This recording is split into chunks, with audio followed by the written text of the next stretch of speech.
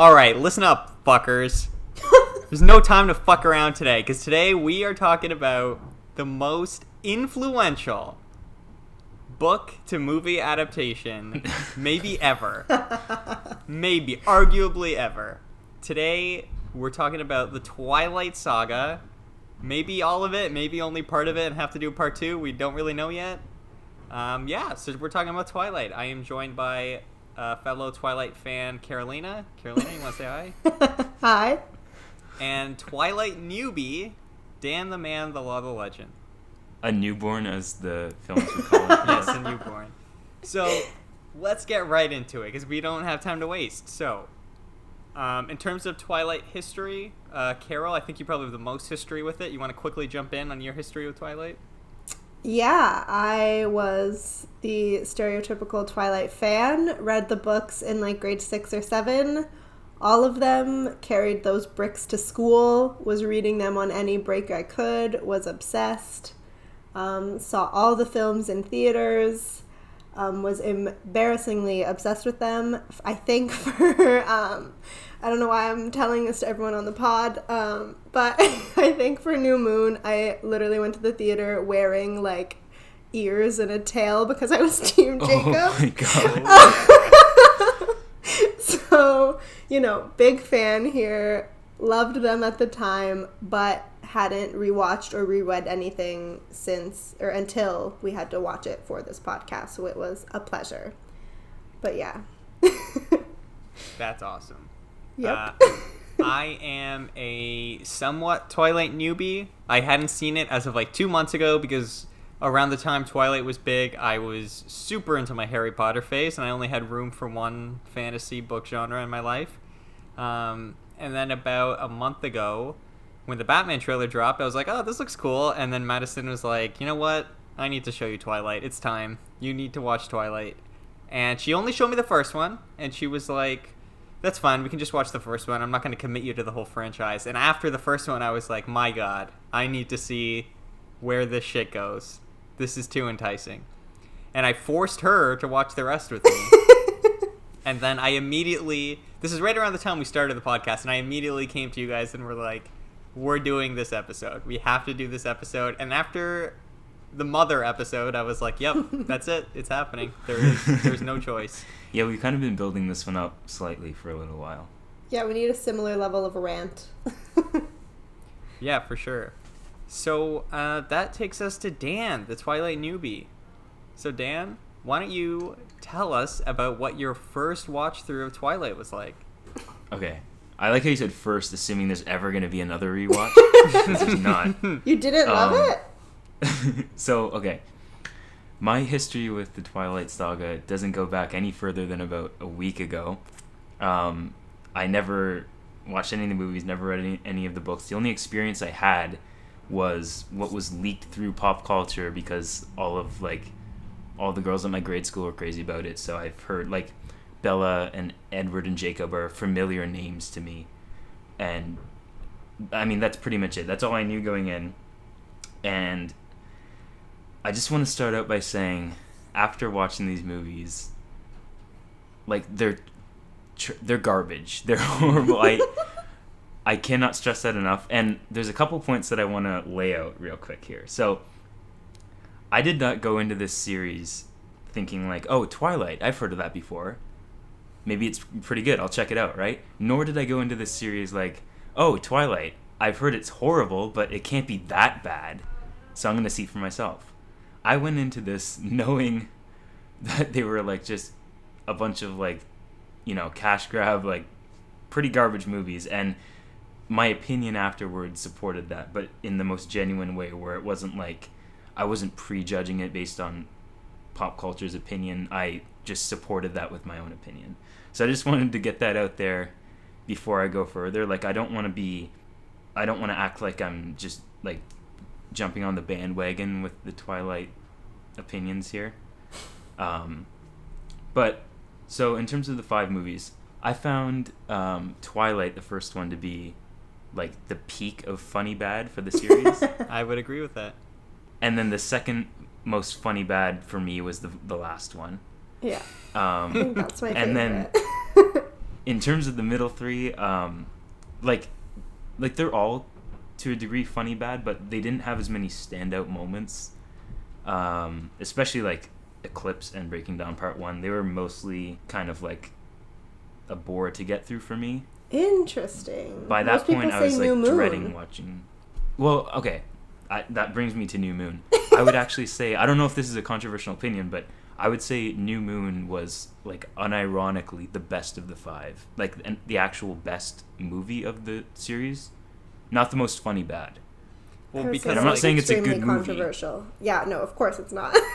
But yeah, out of the 5, I would say that New Moon was the quote unquote best.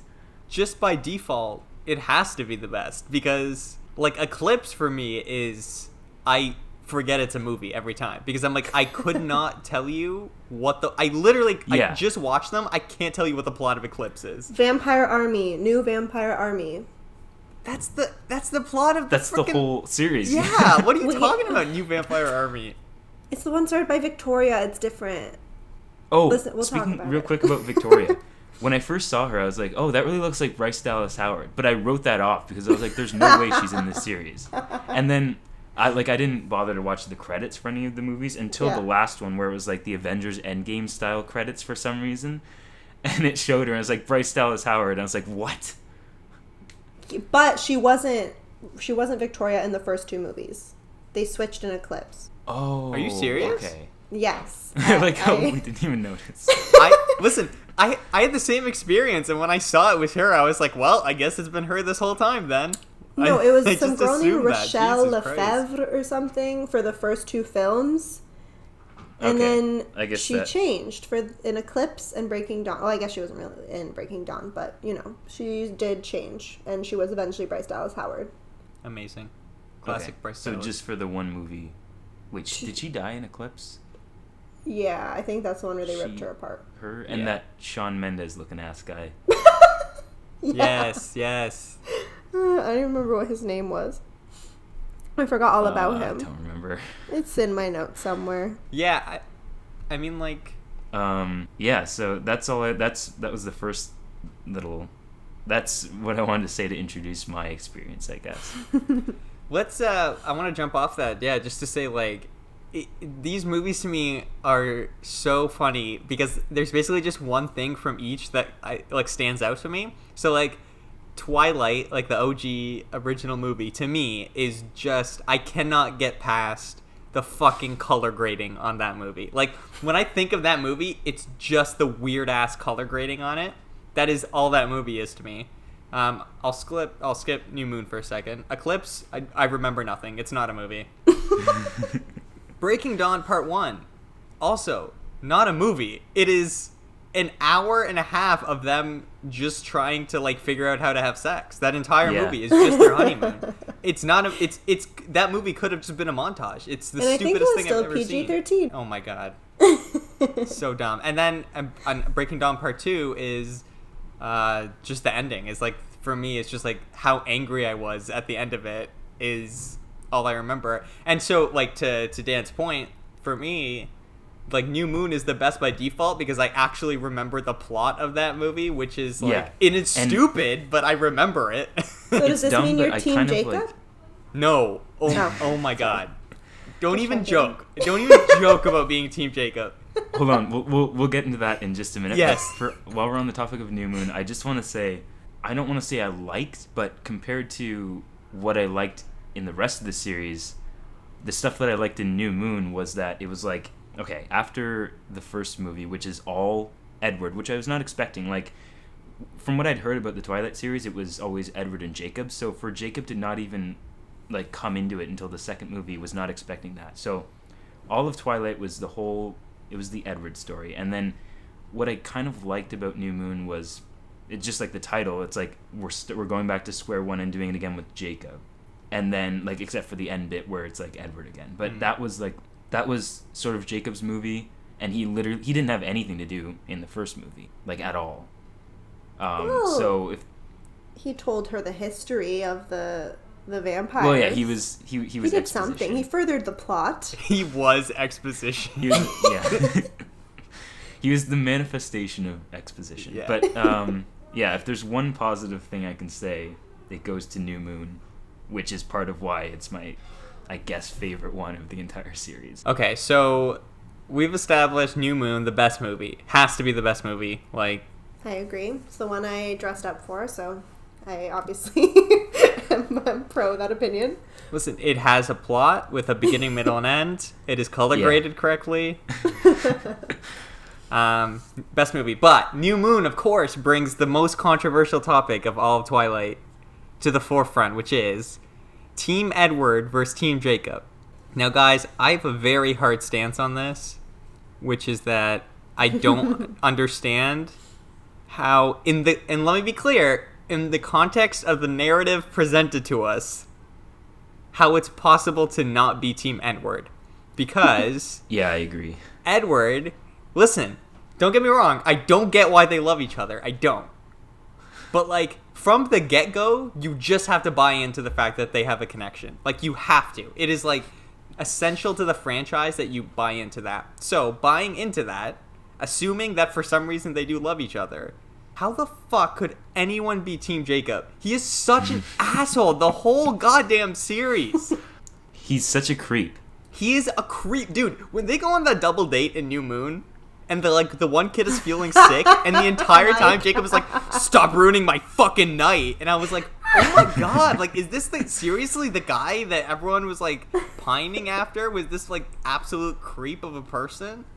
Not to jump too far ahead, but on the topic of Jacob, when Edward and Bella eventually have their baby, and he imprints on the baby. Jesus Christ. But I he know, can't dude. control that. Yeah, but that's, like, really bad. That's what pedophiles are. That's you know? rape. Yeah, like, that is literally, like, an argument. Like, I See, but this is a wolf thing. It's different. It's, like, supernatural. But he's also a human. I know. Especially watching it back, I can't imagine that was allowed. But hear me out. Team Jacob because abs. And I will bet you $100 million that is why 90% of the children liked him. Yeah, me of course. included. It's also probably why 90% of his scenes are shot shirtless, because... Well, no, that's because he would rip his clothes. Okay, no, but between Twilight and New Moon, he got really, like, jacked. And I'm sure he went up to someone and he was like, yo, can you write it so that, like, 99% of my scenes don't have me wearing a shirt? Actually, they were going to fire him because he wasn't jacked enough. And they were like, this little kid, like, but we have to be able to explain the wolf thing, and he's supposed to get really ripped, and he's just, like, too small. There's no way, we're going to have to replace him. And he was just, he really wanted to keep the role, so he just, like, worked out incredibly hard and then kept the role. But I want to know whose decision was it to make all of his scenes shirtless, like, unnecessarily. There's not even a context. I think, yeah, whatever within the movie. actor was in the place was going to be shirtless the entire time. Oh, okay, so it was a studio decision then. It's in the book. Like, the book explicitly says is it? over and over again, like, all of the werewolves were basically naked all the time because every time they transformed, they ripped whatever they were wearing. So it just But didn't that's not make true sense to have because clothes on. He's phased back into human form with clothes on before. Well, okay, but that's the censor part. That didn't happen in the books. Okay, so He that's just was because it's naked like a before. preteen. Oh, okay. Yeah. Can we? So it's like the Hulk, basically. Yes. Yes. But wolves.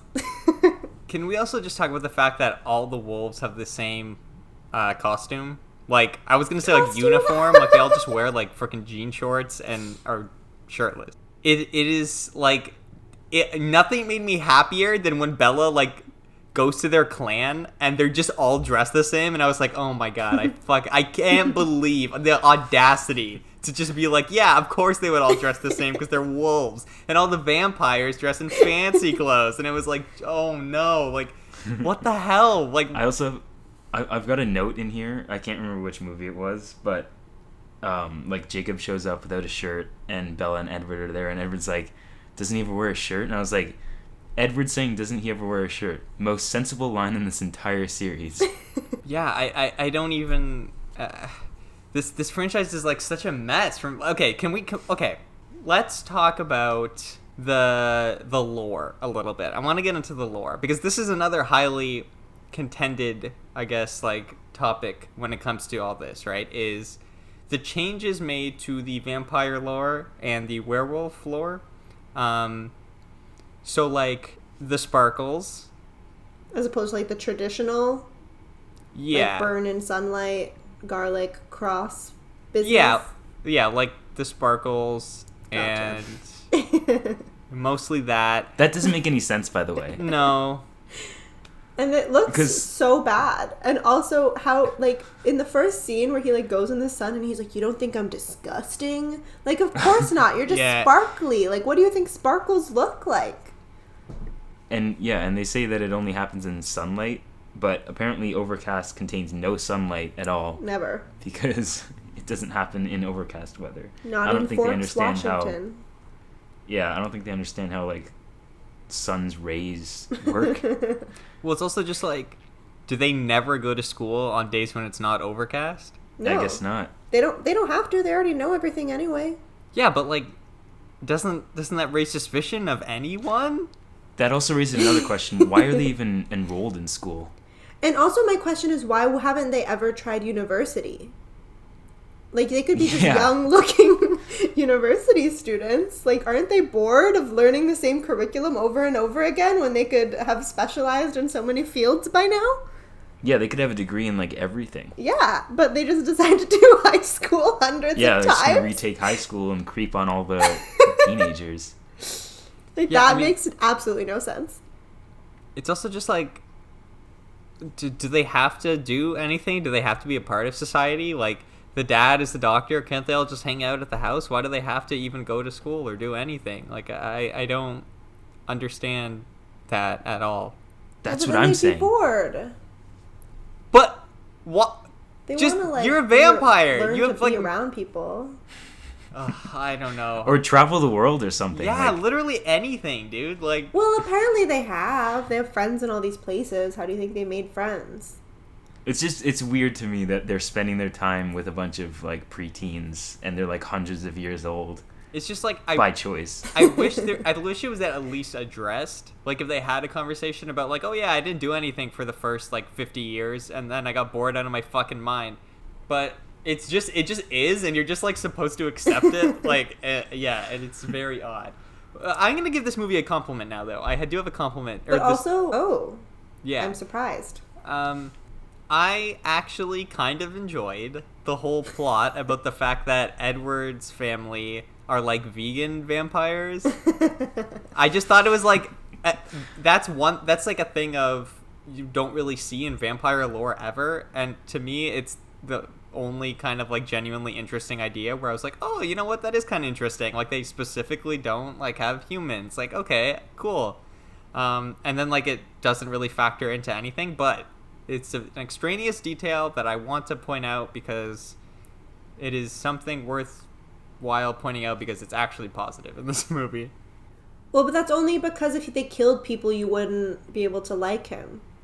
Or Yeah, any of them. Exactly. For sure, but like that is one of those things that it's like, okay, so narratively they can't be murderers because we wouldn't like them. So like the workaround for it of them like not drinking human blood Yeah. and have it be like a vegan thing, I was like, okay, like I buy that, like I totally get that, that's fine, like that, it's cool, doesn't take you out of the movie, and like it helps you buy into the world a little bit, unlike everything else which is actively trying to stop you from buying into the world. That being said, I want to talk about the Collins now. Okay, Yes. go for it. I hated just about every one of them, even the dad. You hated Like, the okay, dad? Carlo? It was last episode, I'm pretty sure you guys said you mentioned the two Dilfs with being Bella's dad and Edward's dad. Yeah. Well, Edward's quote unquote dad. He like adopts all of his children, Yeah. and turns them into vampires. But anyway, I didn't get that from like either of them really. And I actively disliked Carlisle and pretty much all the rest of the Cullens. They reminded me of like a shitty like TikTok family. It was like a family full of TikTokers. Okay, I see it. hated all of them, especially the jock dude. Emmett. What's his name? Emmett. He was a tool. He was an absolute tool. But he but provided some great comic relief. I guess in relation to like other other stuff in the movie, sure. But as for Bella's dad, he was by far my favorite character in the entire series. He was made the just, most like, sense. He was the most genuine guy. Like Yeah. he was actually pretty likable. Yeah, he's just a person. Yeah. Or I should say, like, he's a person that emotes like a human being. Yeah. Yeah, he acts like a human being. Yeah. Yes. And I felt bad for him consistently throughout the series. Well, yeah, especially when she, like, runs away from him every other movie and has to, like, break his heart every time, quote unquote, for his safety. And in the end, apparently has almost no qualms with just, like, not seeing him or his mother or her mother ever again. Yeah. Like, he was such a good dad. He just wanted to have her around. And the second she graduates, she's like, okay, see ya, never. In the first movie, I was definitely expecting, like, a plot line with him to be, like, maybe abusive or maybe just, like, a mean stepdad that she has to, like, suffer through. But he really turned out to be, like, a good character. Yeah.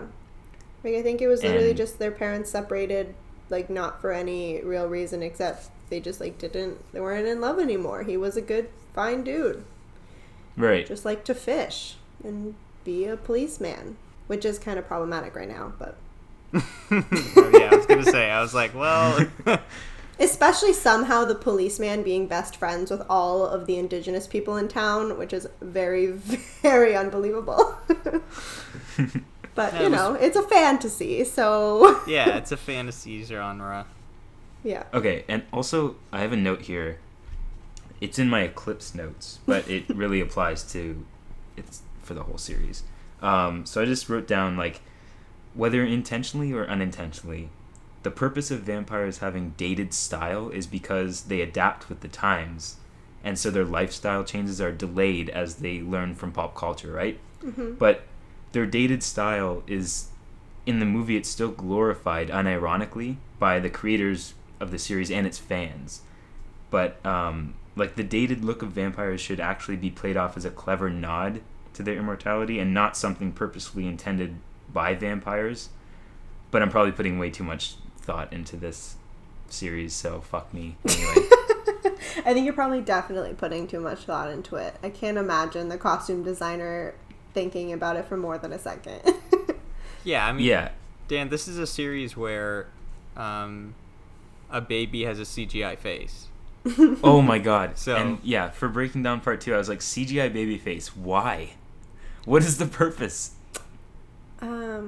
So it can grow, it can look old immediately. I don't know. That was so jarring to me. Also, before that note that I just read about the dated style, I hate when Carlisle's on screen.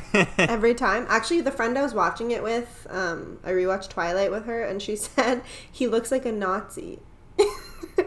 Because his I see. perfect So blonde hair creepy. and Like, blue every- eyes and just, like, stone cold demeanor. I mean, he's always, like, smiling, but, like, if you see him just looking off into space, I can see it. He looks like he gives off, like, fuckboy energy, and whenever he shared a scene with Bella where he was, like, healing, like, giving her medicine or something, he looked like he was, like, gonna molest her. I'm serious. It was so creepy. But I also don't know why on Earth, like, as a vegan vampire, he decided to be a doctor and be around blood all the time. Because, like, even if he does have it under control, like, isn't it kind of tempting fate? Like, wouldn't you rather put yourself as far away from blood, like, just in case you slip up? I don't know. That just doesn't make sense to me.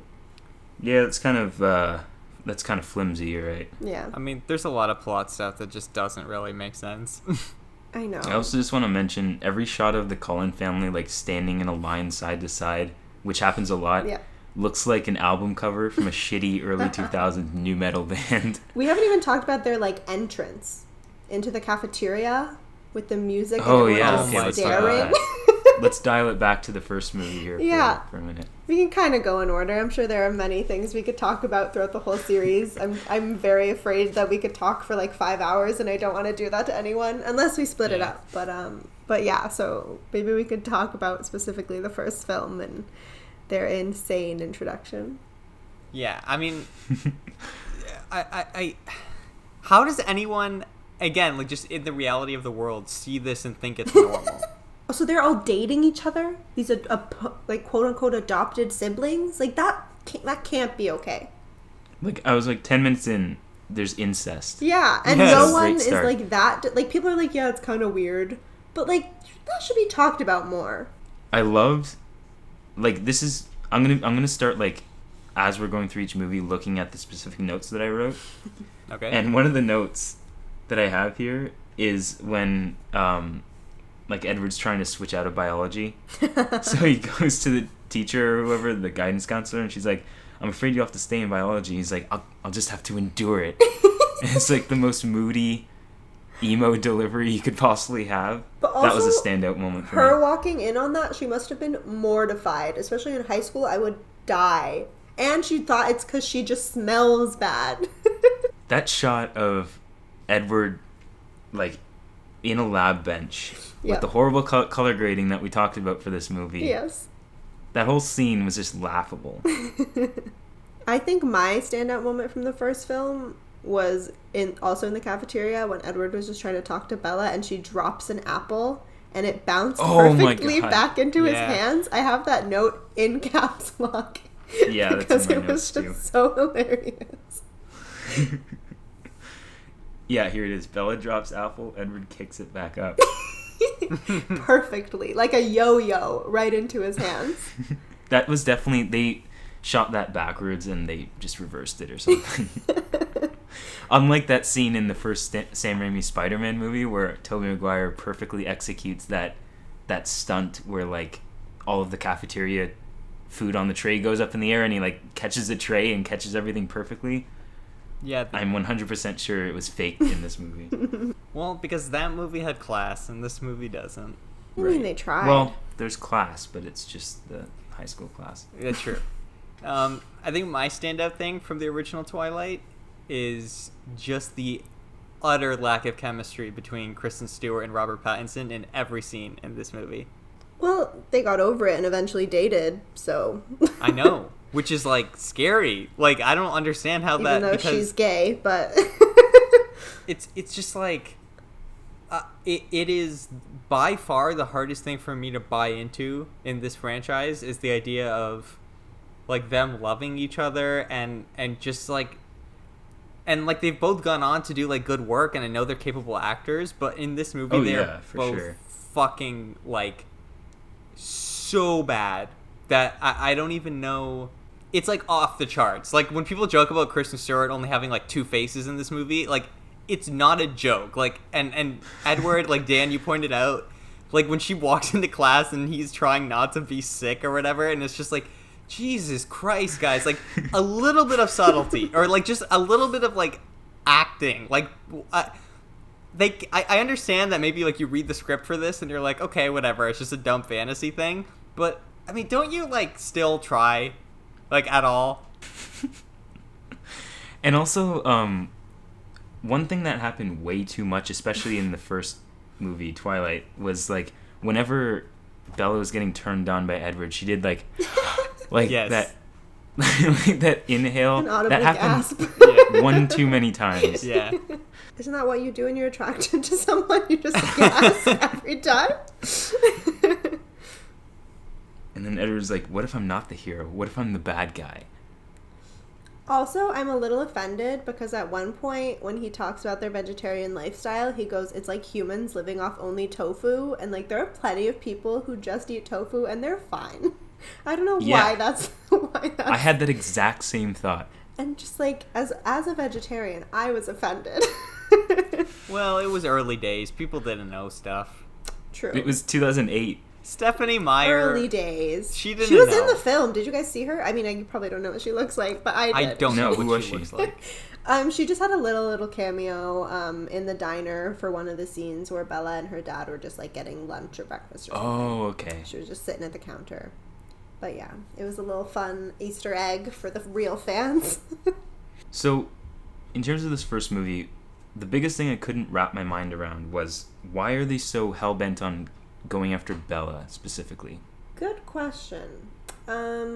Because she has vampires protecting her, and so it makes it interesting. So it's purely, like, immature revenge. Yeah, pretty much. Just But like doesn't Okay. she have, like, good the love blood? of the chase. You know those, like, men, like, I don't know, men who, like, yeah, I guess that too, but it probably wouldn't be worth it for most other vampires, but when men get competitive, you know what I mean? It's more interesting. Also, fun fact, the blonde vampire, the one who, like, steals her in the end, I don't remember his name, he was an Easy A and he got chlamydia. Interesting. Yeah, Very it's good. one of my favorite films. Easy A is a very I good movie. haven't seen it. Okay, so did you guys want to jump forward to New Moon? Yes. Can we also do something? Dan, do you still have your notes in front of you? I do. Okay, Yeah. can we, for each movie, just take notes on what we think are, like, the key things of that movie? So, like... Like, go through the notes that we wrote, you mean? No, I mean, like, so, like, for Twilight, we'll say, like, bad color grading, like, fucking the Cullens are weird, and, I don't know, like, why does everyone chase Bella? Just, like, the key things that really, like, are, like, what the fuck from each movie. The most standout things for me for this one are... Okay, so yeah, the color grading is major. That was a huge, huge detriment to this movie. The effects, like we were just talking about, which is like it's a more superficial thing, but it doesn't help at all. And then like the dialogue for me, especially for this movie, it was horrible. But like it was laughable. That's part of the reason why this movie is, I think, the most funny bad for me out of the series. But a lot of it literally came from the books. That's not a good thing, though. Well, there's I have examples here, like, aren't people from Arizona supposed to be really tan? Yeah, well, maybe that's why they kicked me out. Her mom did kind of, like, kick her out, though. Oh, okay. Well, she I guess that's basically true. was like, I want to be with my boyfriend, you need to leave. I'm assuming she was talking about the state kicked her out. Yeah. And then when Edward's like, I like watching you sleep. It's fascinating to me. So just stuff like that. That's mainly like the take-home stuff from this movie for me. Yeah, I'm with you on that, Dan. For me, the biggest two standouts, like, and for me, my reference for this, I didn't take notes because I just watched them, like, before, but for me, it was, like, my point of reference is what was I yelling to Madison about the most during the watching of the movie, and for the first one, it was color grading, like, could not fucking get over the color grading of the movie. I was like, and then the other one is like you said, for me, was the dialogue, where I was like, God damn, like, it's one thing to adapt, like, good dialogue from a book, because, like, even that's still tough. Like, dialogue versus the written word is, like, very different. It just comes across differently. Like, if you read even a really good book out loud, it sounds more like, I don't know, fluffy. You know what I mean? It doesn't have the same, like, punch as, like, good dialogue does. But to take bad dialogue verbatim from a book, like, it is atrocious to listen to on film. It's like, holy fuck. So those two were kind of my big ones of just... And it's not even, like, the actors aren't delivering it well. Yeah, well, it's like... And what I, like, said to Madison, my biggest takeaway was, like, this goes on to become, like, a big fantasy genre, like Harry Potter levels of, like, having, like, super crazy fans. But the first movie is legitimately just, like, a shitty indie film.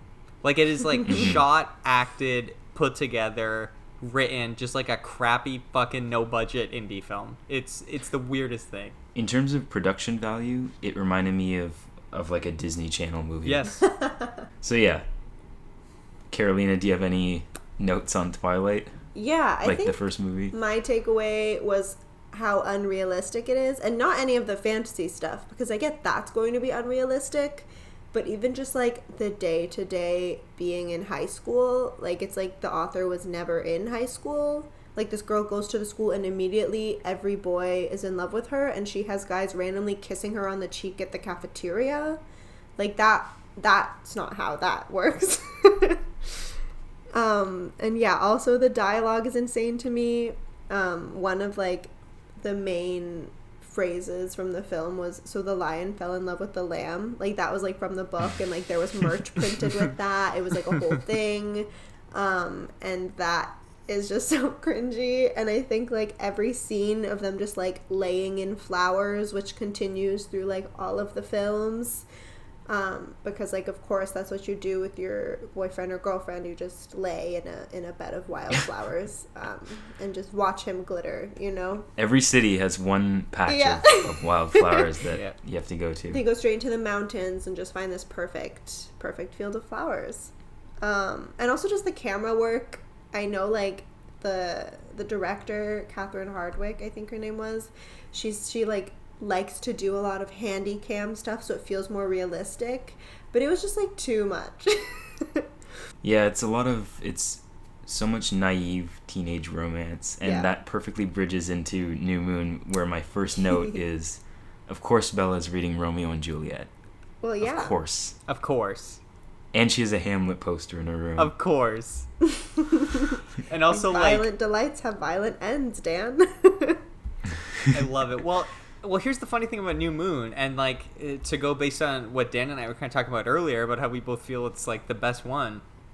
It's funny to me that New Moon, like, functions like a movie at least, but it's just like it's all the cliches of functioning like a movie. So it's like they're studying something in school that's like a metaphor for what's going on in their lives, and even like there is like a character arc and like Edward and Bella break up, but like it's stupid and it's forced, and like it's that thing where it exists in the movie because movies need to have that stuff to function, but like the explanation for it and like how it's resolved doesn't make any sense, but it's just like we know we need it for the movie to function. Yeah. Yeah, and I think also part of you know. why it's the most functional one.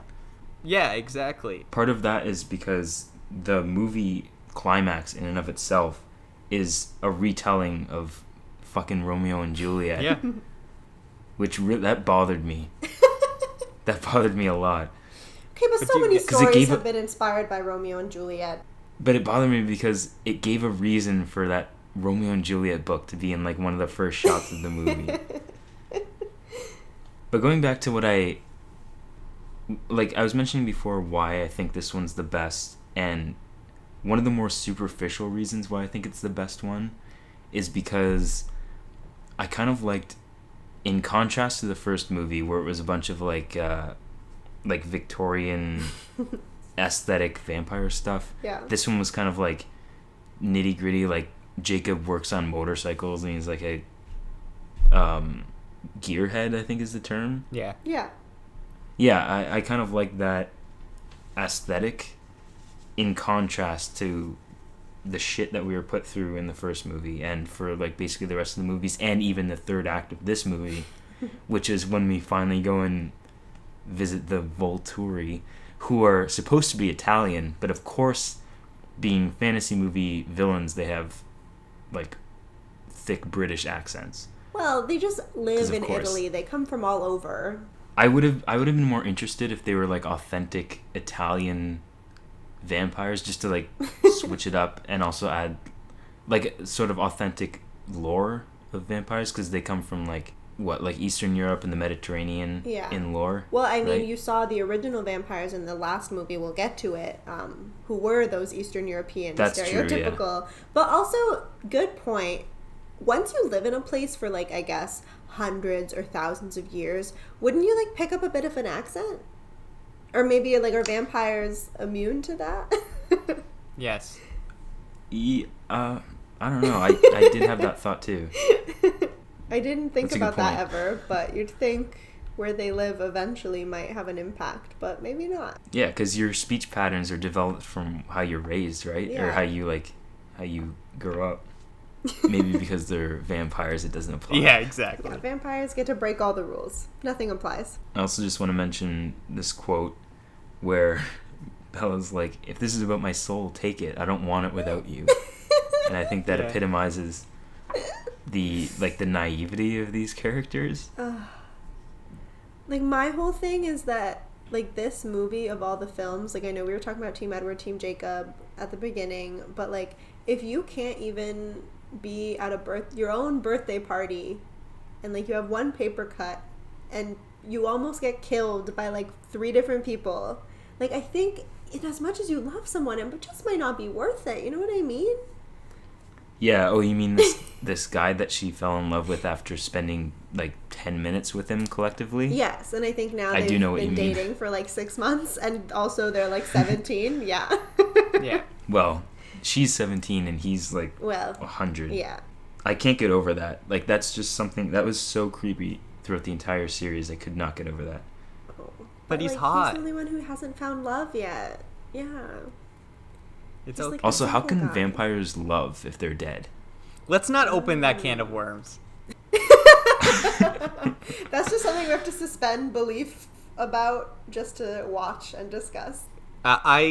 When I was watching the movies, I think it was my sister who like came into the room and like asked that basic type of question about like, wait, but if they can't have a soul, then how does this even work? And I was like, I don't know. I don't fucking get it, but like you just have to understand. And also like here's the thing, right? Like, so Bella wants to become a vampire so that way she can be with Edward forever, okay?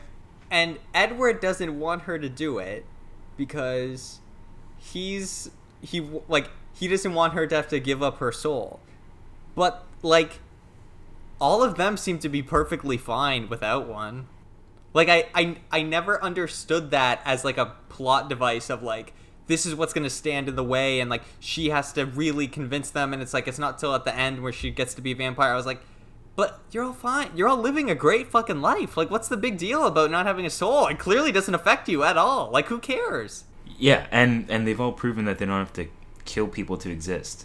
And also, they didn't choose to become vampires, so if anything, like, someone saying they want to be one, they should have even less qualms with. Because, like, they were all turned, like, against their will, essentially. Like, I know it was, like, to save them or whatever, but... Right. Like, he did, I guess. Like, if they died, I don't know what religions believe, but if they died, they would have lost their soul anyway, so might as well let them die. I don't know. But you'd think they'd be okay with that. Just, like, if someone just asks and legit, like, has for, I guess, 6 months now been constantly asking, like, I guess she's serious, even if she is 17, 18. Guys, I just remembered, before we go any farther and we get too far, we didn't talk at all about the baseball scene from the first movie. Oh my god.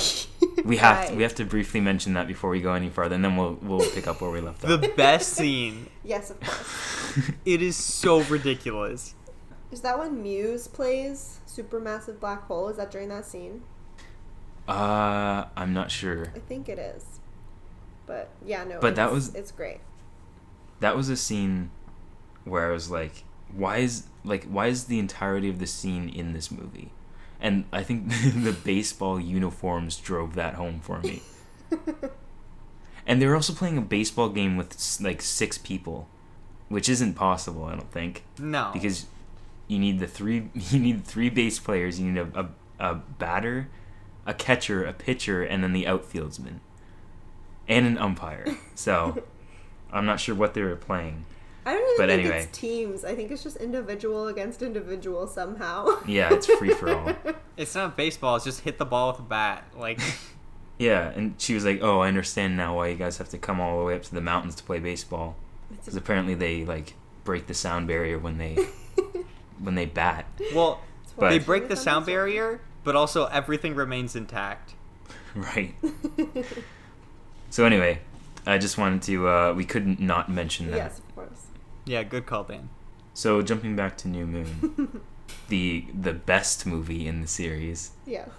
I had something in my notes here that I was going to say. Oh yeah, Bella doesn't like music because Edward liked music and he moved away, which connects to my biggest question from this movie is, why is Edward a ghost? And how is he able to do that? I think that's just her imagining it.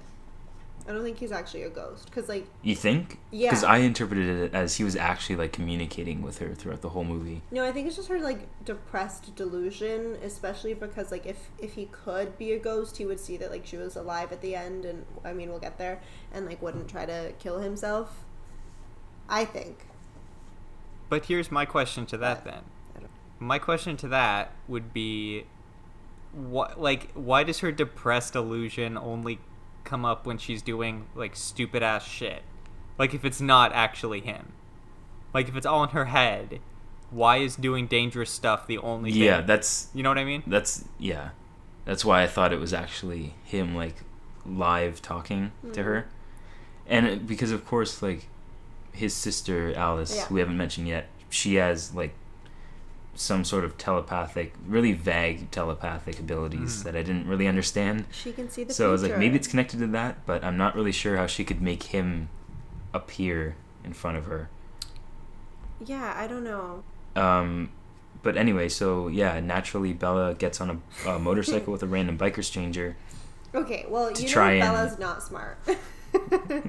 Well, she graduated in the next movie. Yeah, well, she got trapped in a random alley in the last film, went back to the same alley this time with a group of similarly crazy, drunk, creepy men, you know, and also she ditched her, like, what a bad friend. She just left her friend to get on a bike with a stranger. Who does that? And speaking of her friend, I wasn't expecting Anna Kendrick to be in these movies until I started watching them. I had no idea. Yeah, I mean, I guess she doesn't play a big role, so she wasn't, like, on any of the posters. No. Yeah, and I don't think the friends show up at all in the last movie. They were just kind of like, they were really just written out after that wedding scene in Breaking Down Part 1. Yeah, we didn't need them past that. They aren't concerned about whether Bella lives or dies or where she ends up post-honeymoon. Same with her mom. Yeah. Because the same thing happened to her. Yes, basically. At some point in the movie, someone says age is just a number, and I'm like, I'm starting to see a theme here. That really was an overarching thing. Yeah. But yeah, despite all of this, this movie functions the best out of all of them. I mean, it has a clear structure. Yeah, I was just gonna say it has a beginning, middle, end. So those are our standards at this point in the series. And so we've talked about that one quite a bit. Should we move on to Eclipse? Also, just while we're talking about New Moon, I just want to point out the entire time Jacob has been 16, a year younger. So when he says he's in love with Bella, that's interesting. Yeah. Oh yeah, and that's when he was like, age is just a number, I think. Yes. No, yeah, it was I think very that was much the scene. talked about. Can we also, I just want to bring up one more thing about New Moon before we move on.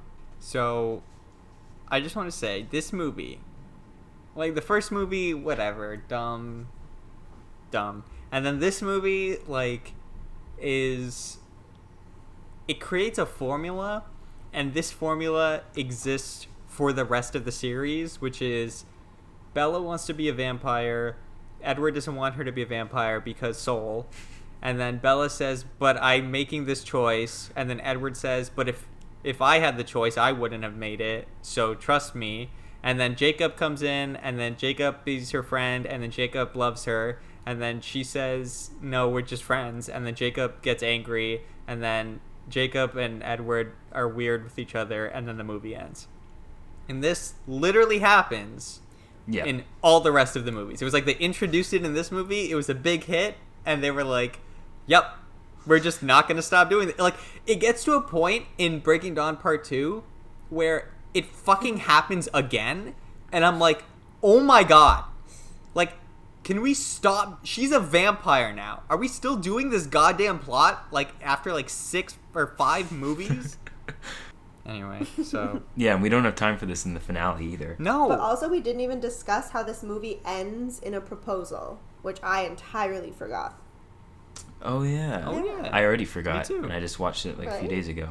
I just had to write it down because it came out of nowhere for me. I was like, oh, right, that's random. He's been gone the entire movie. And yet, now they're gonna be married. Can't live without her. The most toxic relationship ever. It's horrible. All of these people are horrible. She is his except only for reason Bella's to dad. live. Which is not something you should ever say to anyone, because you should be able to live independent of another person existing. Yes. FYI. Yeah, so great role model. Yeah. Stephanie. Well, but then she had like millions of children wanting a vampire boyfriend who loved them just as much as Edward loved Bella. It was so toxic. That's the most harmful aspect of this entire series. Like, it could just be written off as, like, it's a cheap cash grab, which it is, but it could be a harmless one, but it wasn't even that. Like, it was so. It was way too influential to its audience. No, exactly. For its own right. So, if that's all we have to say about New Moon, we can jump forward to arguably the worst movie. Okay, but first, in this series, do we want that's to my talk opinion about anyway. our overarching New Moon themes? Oh yeah, I forgot. Sorry, I keep jumping the gun on New Moon. No, you're I know, good, we're you're just good. excited to talk about it all. Yeah. Yeah, I started with the last one, so one of you guys can take this one if you want. Carol, do you want to go? Okay, sure. Wow. Ladies first. I think my favorite thing in this film was getting to know the rest of the wolves, because obviously, like, kind of all the characters are hateable in these films except for Bella's dad. But I do really like the camaraderie and like just seeing them even all like everyone goes to eat together and hangs out together, and it was fun to enter that world in this film, which was great. I don't even know what else. I hated all of the Edward, whether it was her figment of her imagination or him as an actual ghost. It was just so frustrating to see her doing this dumb stuff just to see him, but I guess like that's just how their relationship works or whatever. So I don't know why I'm surprised. What else? I think that was it in my notes. Definitely Jacob being a creep is a very prominent. I don't think he's a creep. thing I too. think he's like a 16-year-old with hormones and probably extra hormones from the wolf thing. Like, boys are just weird. I don't know. I'd call at them that anger age. issues. Yeah, but listen, Carol, like, to be fair, we were boys at that age. We were around boys at that age. Well. And, like, I knew some weird boys at that age, but I don't know, like, fucking... I go back to, and for me, like, one of my standout things is that date scene where it's like, this is, even for, like, teenage boys, like, so fucking... I was like, this is not normal behavior. This is, like, extremely toxic. Like, you have a fucking problem. Like, you should talk to someone behavior. And I get it. Like, I understand that it's because he's a wolf or whatever. Like, in the context of this story, sure. But, no, like... Yeah, no, it all makes sense, but it's not. It doesn't make for a likable character. Yeah. Yeah, and also one line of dialogue here worth mentioning when Jacob says to Bella, he's like, "You've been lying to everyone," and he's like, "Charlie," as if he's starting a list, but he just ends there. He just says Charlie, just the one name. Yeah, and then it's just, I mean, the rest of these notes are just like, why is Jacob shirtless in every scene after Act 1? His parkour scene, thank you for that, I guess. So, that's all I have for New Moon. So, yeah, I would say, like, I'm going to echo Dan, pretty much, like, Jacob being shirtless all the time. Oh, you know what? Something I want to point out, actually, that we, like, didn't talk about compared to the last movie. That scene in Italy was very visually nice to look at. Yeah. Yeah, that's a good point. Wait, did they film in Italy? They couldn't have. Looks like Italy to me. I don't know. Well, whether or not it was a great difference in color. Exactly. Also, Dakota Fanning and Michael Sheen, like, what great actors to be in this horrible franchise. Yeah, we'll talk about Michael Sheen in the last movie for sure. Yeah. Yeah, so Eclipse. Yep. Ready to go. Let's do it. All right, like I said, this was the worst one for me. It's also like it was the most boring, but it's also the one that I have the most notes for, which is confusing to me because it's the one I remember least about. Fun fact. Out of all the movies. This one inspired her first spin-off novel. What was the spin-off? You know how, like, obviously the new vampire army is made, and at the very, very, very end, when the Volturi have to step in, there's, like, one girl left who, like, is apologetic and wants to join, and the Cullens want to save her, and they kill her anyway. I don't remember her name. Oh, yeah. Yeah, so she made a spin-off novel through the eyes of this female character. So, like, from when she was turned to, like, everything she did with this new vampire army to, like, her being killed by the Volturi, ultimately. Huh. Yeah, I don't know why, I've but I read never it. known that was a thing. I don't even remember her name. I had no idea that existed. Yeah, but I read it, and it was fine. So the first thing I want to say about this movie is the narration is so bad and also unnecessary. I don't know why it was kept in, because it doesn't add anything that we're that we're not seeing visually, and it's delivered so like if you're a student giving a speech in front of a class, that's how it sounds to me. And I don't even think I noticed it, other than the Robert Frost poem at the beginning. Oh, I also have a note about that. I was like really tired of these English literature references that everyone learned in high school. Yeah, I was gonna say everyone learned the Robert Frost poem. Everyone memorized surface it for level. A poetry competition that I think we had to do. Yeah, I did. Because it's like short and easy. Yeah, so it's hard to find stuff to say about like thematically about this movie, because I don't remember most of the stuff that happened. I mean, it's so like, I'm kind of like skimming my notes right now. It's mostly Bella saying no to the marriage because he won't turn her, and him trying to convince her the whole time, and also him just being extra toxic because literally at the beginning of the movie, Edward breaks her truck so she can't go to the reservation to see Jacob. Like he takes some part out of her truck. I don't know why. But yeah, I think that's it. It's just mostly trying to get her to say yes, and then this vampire army subplot that I also truly forgot happened. Like when this movie started, I was like, I don't know what goes on. Like the only things I remembered were like the plot of Twilight, the plot of New Moon, and then I mean obviously the creepy CGI baby, because who could forget, and the wedding, and then the big war at the end. So even for someone who read all the books and watched all the movies, Eclipse in the middle was still like a big question mark for me. And as I watched, I was like, oh right, I guess this was a part of it. When you're talking about when Bella tries to go to the reservation, that brings up another point here that I wasn't expecting. Like, before starting the series as a whole, I wasn't expecting the connection to Native American folklore to be the crux of the werewolf side of stuff. In this like teen romance series written for like moody, naive grade schoolers by a white woman, and I can't decide if it's exploitative. I would vote yes, because That's something I thought about throughout the series. Yeah, it just seems like really inappropriate. Like I get it, I guess. But yeah, I think the idea of just this white woman writing about this for all 4 books, like even if she consulted someone, like I don't know, she just made like so much money off of making up. I mean, maybe she didn't make it up. Maybe it is real lore and she used it in her novel. But regardless, it's probably inappropriate. Yeah, and like Jacob's antagonistic for most of the series. And like I don't think Taylor Lautner is actually indigenous in any way. Like I think we even looked it up, and I think he said he thinks he has maybe some Native American genes somewhere down the line, but doesn't know. So that's also a big no-no. Yeah, but he's hot, so. I'm totally with you guys on that. Like, and especially seeing the like level of like, not just that like she's writing about it and doesn't really know anything about it or whatever, but also that they're painted as the antagonist, and that they're painted as just like people that can't like control their emotions or whatever, and it's just like this is weird. Like it's weird.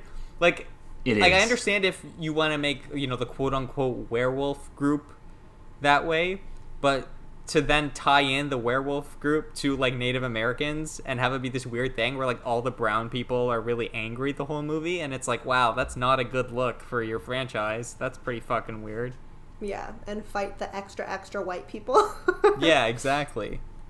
Edward at one point says to Bella, like, Bella's worried about, because as we said, this movie is about like her trying to convince him to bite her and him trying to convince her to marry him. Right? Yeah, and also she wants to have sex with him really bad. Really bad. Yeah, well, that'll come later. But at one point, Edward says to Bella, because she's like worried about, like her eternity as a vampire, and he's like, after a few decades, everyone you know will be dead. Problem solved. So thanks for the wise words there, Cedric. Cedric. I only have like one thought about this movie. Do you guys want to hear what it is? Sure. Sure. I'm intrigued. I have been sitting here listening to you guys, trying to remember what the fuck happened in this movie. And I can only remember one scene. And it's the scene when they're like out in the cold and Bella needs to like cuddle with Jacob to be warm or whatever. You know what I'm talking about? When they're like Yes, in the tent. I remember that because I remember being like unbelievable. And then like while they're cuddling, like Edward and Jacob have like a bro moment of like, like we get each other. It's all good. And I was like, what the fuck? Like, what is this? Like, where did this come from? Yeah. He's 108 Like Jacob degrees. straight up like He keeps her warm. she's straight up like cucking Edward, and that's the scene where they get to know each Yeah. other. Well, Edward is a cuck. It's weird. There, we said it. But I just can't believe that the entire time. Yeah, Jacob also just like keeps like being like, "Hey, beautiful," every time he sees her, and like obviously he kisses her. Yeah, just unapologetically. He is not ashamed. He will continue to hit on this person's fiance. I guess at that point he didn't know, but still. I mean, he still does it even after, so. Yeah. Yeah, and I just have written here like this tent scene is very uncomfortable, just in general. And like Bella calls Jacob into the tent to warm her up. I was like, fuck off at that point. Also, why do vampires break like glass? That's a note that I have here that I wanted to ask you guys. I don't know, glass is shiny. Glass is shiny? Vampires shine. Therefore, vampires are made of glass. I don't know. They don't have blood. They could just have turned into glass. Who knows? All right. It's because they don't have souls. Vampires don't have souls. That's why. What does that have to do with Who glass? fucking knows? Why do they This sparkle? is the point you're stuck on? There is nothing that makes sense. And, like, as it goes, it just gets worse and, like, makes less sense. Yeah. So one of the last notes I have here is just this movie is the most boring one so far. And also Bella's standout line of, "I'm not normal. I don't want to be." She also Dude. calls herself Switzerland at one point. I have that here too. I was thinking about mentioning that one. I'm You beat me to Switzerland. Both of you stop. From now on, I'm Switzerland, okay? Good times. Yeah, definitely struggling more with this movie, rather than the first two, to just talk about anything. Yeah, well, I mean, also in this one, I guess we got Rosalie's backstory, and now we know why she's so resistant of Bella turning. So that's fun. Who's we that? also got Jasper's backstory. Who's that? She's one of the Cullens, the one okay. who like eventually loves yeah, the baby, that's right. but initially hates Bella. We got a lot of Cullen Yeah. backstories, but I mean, if you hate the Cullens, that doesn't mean anything. So. Jasper creeps me the fuck out. But in every movie, he talked more and more. He got He more just and more reminded normal. he reminded me of like a school shooter. It's because he was like the newest one, and he just looked pained all the time. I don't know. I disliked him almost as much as Emmett. Fair. Is this the movie with the training montage? No, I think that's the next one. Yeah. I think it is. No, 'cause actually, the next yeah. one is With just all vampires sex. and wolves. Yeah, no. Yeah. This Yeah. is definitely the one. Yeah, that was a thing that happened. I don't have anything to say about it other than that was a thing that happened. Yeah, it gave me the idea that it saw Harry Potter the Order of the Phoenix, and it was like, we're gonna do that 2 years, or no, 1 year, I think. Fuck, what year did Order of the Phoenix come out? No, that came out in 2007. So that was before this entire series had started. Did it Yeah. really? And like obviously the books were older, but this movie that we're talking about now, Eclipse, was 2010, I think. Oh shit. It was 8, 9, 10, 11, and 12. So yeah, this is a solid 3 years after Order of the Phoenix, and this whole movie gave me like wannabe Order of the Phoenix energy. Yeah, I see it. But very late. Absolutely. Well, and that's like another thing, and I guess we can talk about this now. It doesn't really matter when we talk about it, but this to me is the first example of like post Harry Potter young adult fiction. That, Absolutely. Like Harry Potter does a thing, and like it, and you know, don't get me wrong, there's stuff in Harry Potter that's dumb too. I will fully acknowledge that, but when you go through that series, either the movies or the books, like at the end of the day, there is a level of consistency within the lore and like a level of decent storytelling at least. You know what I mean? Like if you don't like J.K. Rowling, that's fine. The movies have some dumb shit that happen in them, but like there is a level of like decent storytelling that is, I would say, like overall good at like a young adult fiction level. But this is like that first thing, and now there's been a million of them, of just like post Harry Potter, we understand like the motions and we're just gonna follow the beats, but like with no concept of how to actually tell a story. And so there's shit that feels like it, but you don't know why. Like Bella constantly has the Harry Potter like chosen one thing to her, but there's no fucking reason for it whatsoever, like we were talking about earlier.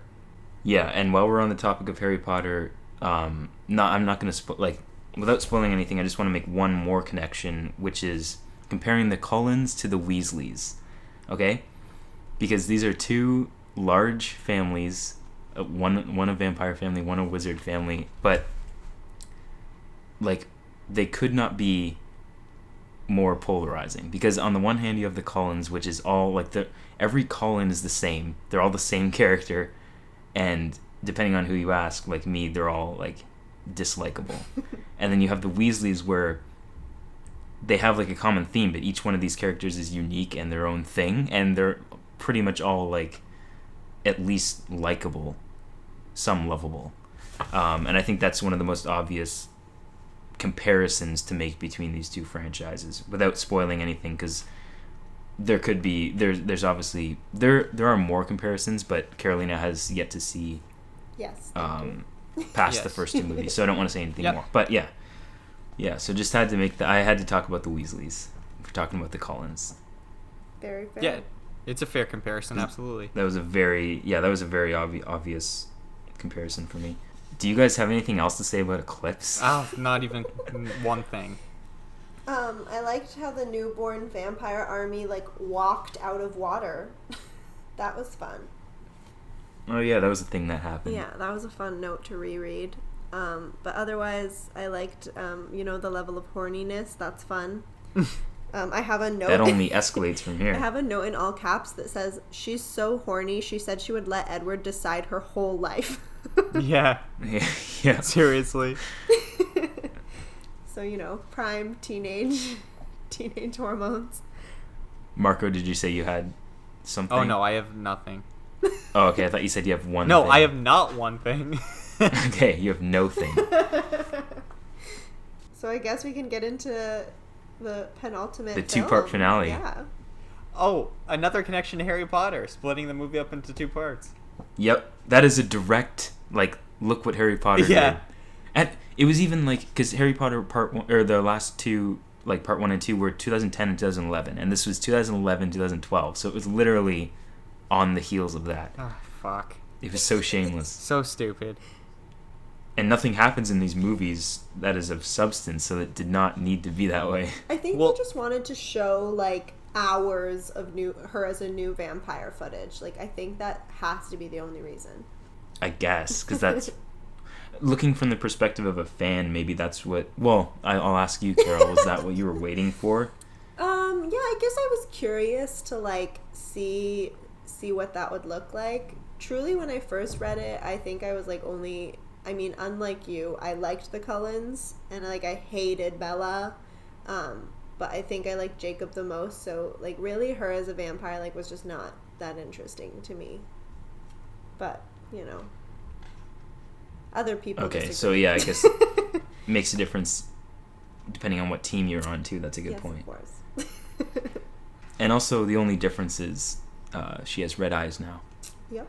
Well, she So. has all the powers too. Yeah, no, I mean in terms of her appearance though. She always dressed like a vampire. Yeah. And she was always ridiculously pale.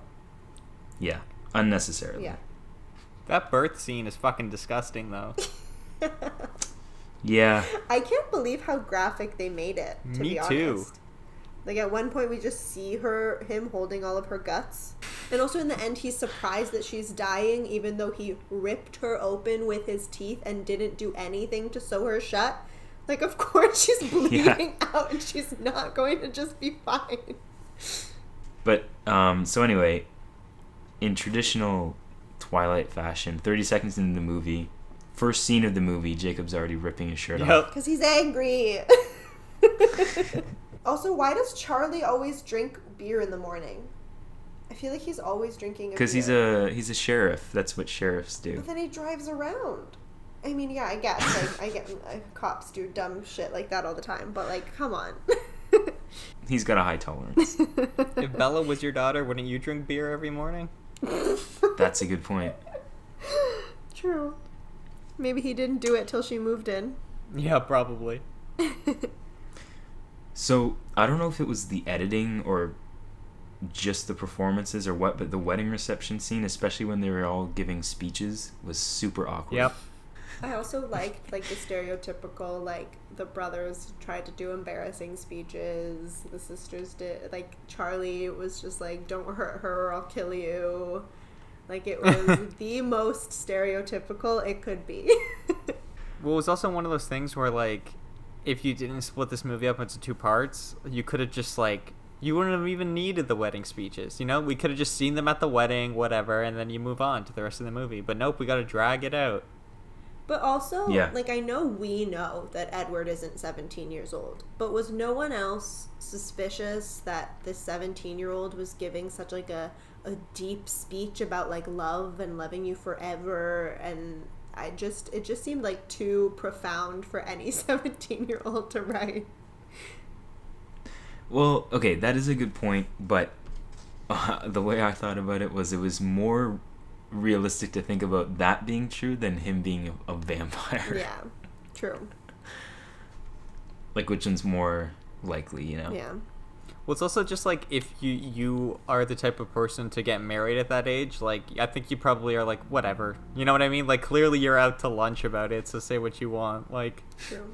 I think, honestly, though, as a fan, I remember, like, finding out what her dress was going to look like was a really big deal. Like, even more so than, like, what she was going to act like as a vampire.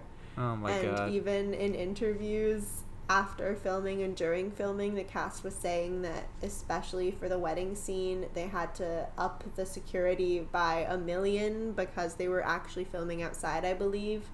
And so they had, like, paparazzi, like, getting drones and trying to get footage because people were just so desperate to see what it would look like. And obviously every film, Jeez. the popularity increased and, like, the fans went more and more crazy. So that was just a fun tidbit. But, I mean, it all actually looked great. Like, that is something I will say. That's a pro. That's a highlight of this film. Aesthetically, the wedding and everyone's dresses was gorgeous. I just couldn't help but think when you were talking about that paparazzi stuff, like, this harkens back to the time post Harry Potter to now, where it's just like, I hated the fantasy genre because there was this, and then, like, Hunger Games was Yes. following suit, and it was just like a snowball effect. Also, these poor actors, like, they sign up for this and their lives are over. Like, they can't do anything privately anymore. They had to do this for 5 movies. Yeah. Yeah, and each one of my notes for all these movies, I didn't really bother saying it up to now, but, like, Robert Pattinson, his acting just becomes worse and worse, starting from the first movie going all the way through. Well, I mean, He's just given up by the yeah, end. you realize just how fucking, like, stupid it is, and, like, doesn't care. I think even, I don't know, like, someone told me this and I don't know if it's true, but I think he signed on to the first one thinking it was just going to be this little indie thing because he didn't know how popular the books were, and I guess he just thought the film would be a one-off and maybe not do so well. So then when it did do better and better and he got all this attention, he, like, very much was not happy. And also his prior connection to Harry Potter was probably like a influence. Yeah. He's like, this is my thing, right? This is similar. This will be just as memorable as Harry Potter. Just as memorable. I mean, debatably it is. Well, that's the unfortunate Yeah. thing, yeah. Okay. No, you're right. I take that back. It is, But guys, can we talk about the baby yes. now? That wasn't Yes, in we this one. Well, we're just combined. It was at the end of this one. Yeah. Well, before we get to, like, the actual birth, though, We don't want to talk about the sex naming the first. baby. But before all that, when they were talking about baby names and they were like Edward Jacob was a consideration, which is that's so weird. But also the name that they arrive on, Renesmee, which is Renesmee. Yes, of course. Of course. Yeah, I laughed every time they said Renesmee. Renee and Esme, aka Nessie. Who's Esme though? That's the Cullens mom. Oh. And Renee is that's Bella's mom? Yeah. Okay. That's the best reaction I could hope for. just She does nothing in these movies. But she Oh is my really God. great No, she in doesn't, Haunting of yeah. Hill House. Completely unrelated. But that actress does good work later on, I promise. I guess we'll talk about the honeymoon then, which is the bulk of this movie. Yeah, Brazil was an interesting location. Unexpected. Yeah, like, how rich is Carlisle? Does he own that whole island that they stayed on, or just the resort that they were staying on? I mean, he's like, it's generational wealth that he's accumulated himself. What do you think? He's had like thousands of years to just keep making money. So yeah, he does own Yeah, that and that whole also, island. like, that brings up another point where it's like, what are all of his kids doing? They're just leeching off of his wealth. They're not doing anything True, themselves. they don't work. How is None he of them okay work. with that? None of them have jobs. That's so funny. Maybe he's made enough money that he just like, it's fine. Marco, you were pretty passionate about this honeymoon sequence. Do you wanna start with that? Listen, the thing is, first of all, they go to Brazil. He's a vampire. He can't be outside. Okay, smart. You can't be in the sun. You're going to Brazil. Smart move. Okay. We're on a private island.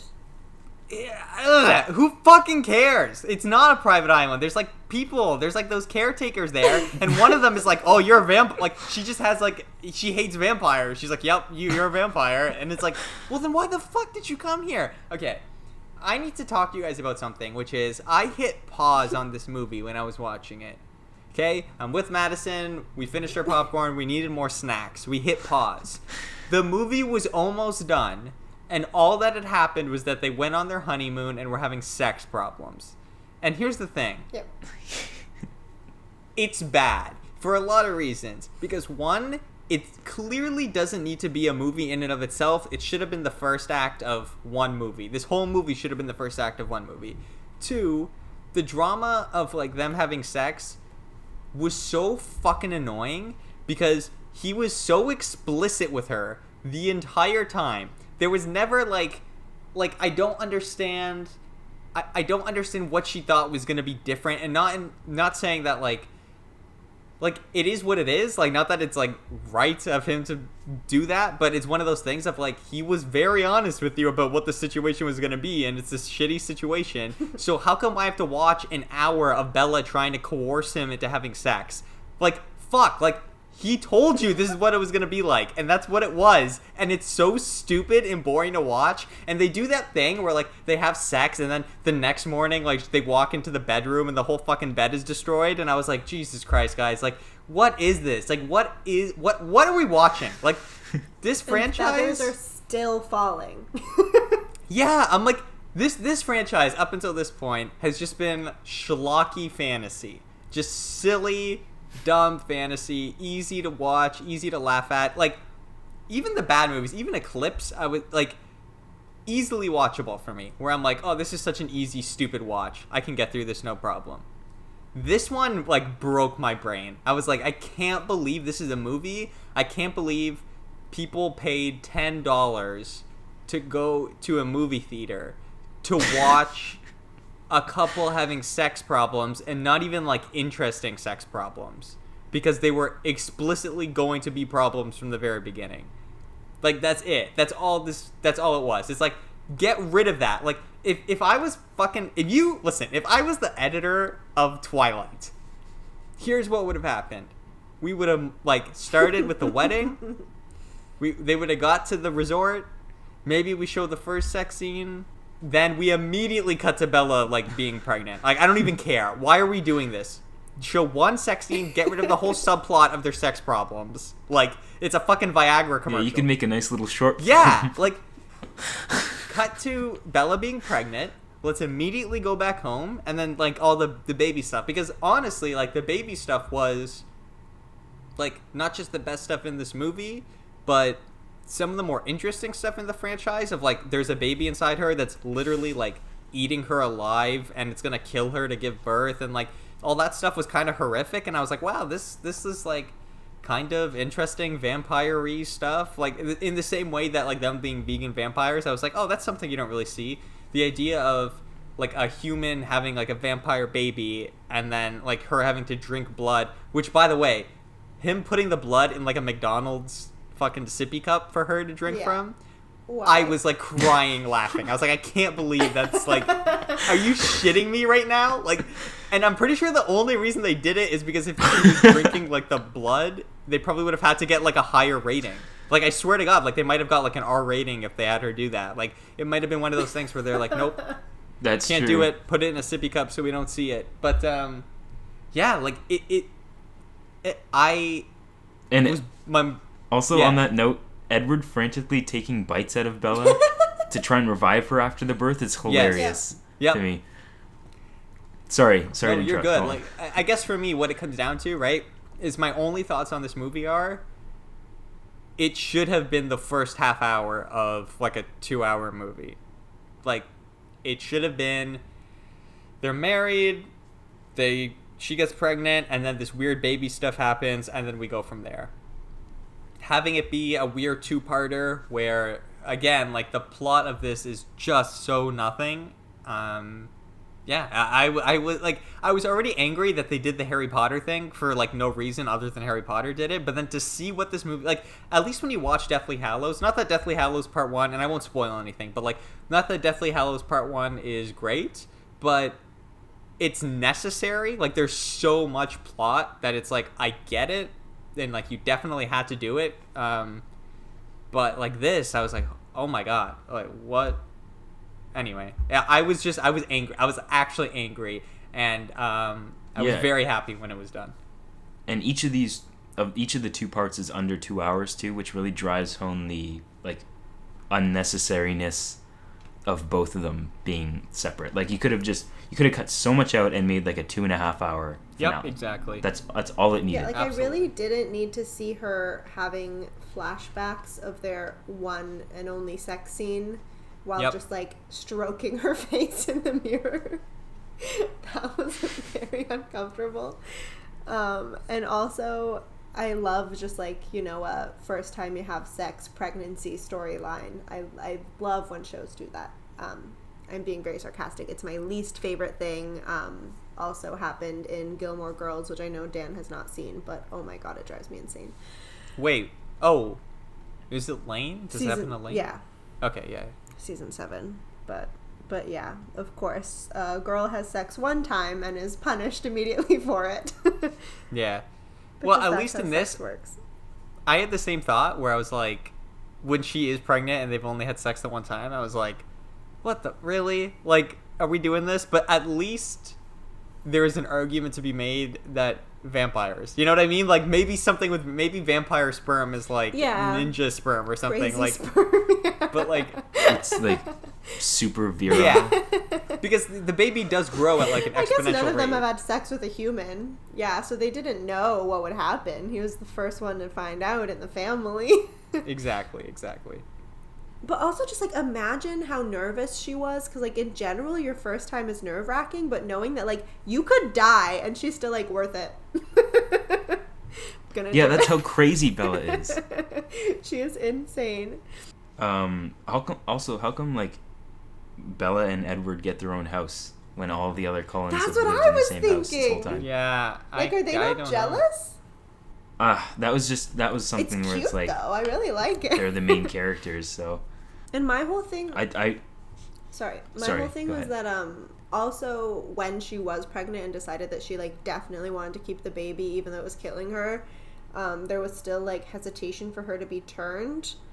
But I was like, if having this baby kills you, and previously you said you would die for Edward, and Edward said he would die without you, essentially, like, if she dies in childbirth, Edward's just going to try to kill himself again, probably, and no one's going to be happy with that outcome. I just feel like it wasn't really well thought out on either end. Yeah, and you'll have the Romeo and Juliet Yeah. situation again. Yep. Gotta love that. There was a point in this movie where I actually believed that Jacob was going to kill the baby. I think that was the point. But instead he fell in Yeah, love. well, they did a good job of building that character then, because I didn't doubt it for a second. But then he imprints on the baby, which we mentioned. Just weird. So See, weird. my whole thing was very creepy. in the books, like, it was creepy and weird, although for some reason at the time no one my age thought it was. And looking back, obviously that is very, very problematic. And I thought in the movies it was handled, like, quite tastefully, because, like, initially, like, he came out at the gate being like, you don't, like, it isn't what you think, I'm just protective over her, which is, like, good and fine, not fine, but, like, obviously less inappropriate than, like, I'm going to eventually date / marry / have sex with her. More so, like, I care for her, I want to protect her, fine. But then at the very, very end, he had to make it weird when I think he said to Edward, so do I call you Dad now? And then I was like, oh, no. So Yeah. you do 100% plan to date her now that you find out she's going to age normally. And I think that might have been in part 2. Yep. But yeah, so as soon as he finds that out, he's like, oh, so eventually she'll be the same age as me, so we're going to date. And I was like, no. That was fucked. Yeah, no, that made it bad again. Then there was the mid-credit scene. What? Because Marvel. Wait, was there What actually? was that? I didn't what? I didn't see it. Yeah. I didn't either. Yeah, so there's a really quick scene about you remember that one girl, Irina, from the wedding? Yes. She's like The Alaskan? it's a scene of her going to the Volturi, and like she is obviously in the last movie she's the informant, so it's that scene basically of her going to them. It's really dumb. It's obviously just because, you know, the MC was building up by that point, and they're just leeching off of every popular franchise Of course. at this point. So But did Yeah. she see the baby in this film or the next one? Because we didn't even see the baby. Why would she be No, there she now? sees it in the. in She part sees it 2. in the next one, because this one ends with the classic, my favorite cliche, which Eyes is opening? the moving it on the face and the eyes opening and cut to credits. Yes, And I was like, course. yeah. fuck yeah, boys, here we go. Like, it's such a classic stupid movie trope, and I fucking hate it. But of course, before yeah, of that, course. we saw a montage of all 4 movies, essentially. Yep. So there was that, But too. Carol, were you talking about, did Irina see the baby Yeah. and know about Yeah, it? why was she Yeah, going to I'm the not sure Volturi if she then? saw it, but I think she just knew about it. A Weird. fair question. Weird. For me, the best part about this movie was Bruno Mars during the end credits. Yeah, That was the biggest takeaway. I get it. I mean, what else is there? There's There's nothing nothing else. else, so by default. Speaking of credits, part 2 is the only one that I think to have opening credits. So I was like, wow, what an event. Like, this is... Yeah. Was This it is the really? I finale didn't even already. notice that. 4 That's years hilarious. Busted out of the opening people's credits. lives. You gotta give credit where credit's due. Yeah. Yep, opening credits and the Endgame style credits before Endgame. It's funny though that like everyone refers to those as like the visual credits that span the entire series. Everyone just kind of refers to them as like Avengers Endgame style credits, even though this one did it first. That's hilarious to me that just Yeah. everyone forgot about It's this. actually Twilight Breaking Dawn style credits. Yeah. So here's the part that I really love about that is that like Avengers Endgame credits is like these credits plus it has them like the main cast signing their names like on their like whatever, they had a big picture of them or whatever. And what I love about that is like seeing that in Endgame, we were all like, oh my god, so badass, so amazing. But now with the context of, first of all, the like series spanning credits is from Twilight, and then also the like signing your name thing was actually from like the original Star Trek series. So it's like Oh, really? literally Oh, those entire credits, like as awesome as they are, is just completely picked from other movies. But it's also funny to me that one is like Star Trek, which is like universally beloved, and one is from fucking Twilight. It's like, what the hell, man? Which was for a while very beloved.